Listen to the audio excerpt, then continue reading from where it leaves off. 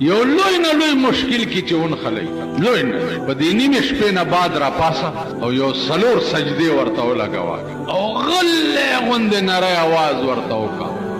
خو چې داړه دې دې وخت کې داسې وي چې بل څوک پکې نه وي سوا د هغه ذات بل څوک پکې نه وي ښځه دې پکې نه وي بچي دې پکې نه وي کور دې پکې نه وي مال دې پکې نه وي دولت دې پکې نه وي هېڅ نه وي یو دې زړه وي او یو پکې خدای وي تو ورته نری غوندې اواز وکړه سبا له ګوره چې څه کېږي در سره سبا له بیا ګوره په خدای قسم چې دا زما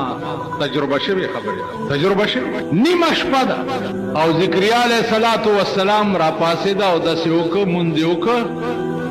او څه کوي اوس اذ نادى ربه نداء خفيا اذ نادى ربه نداء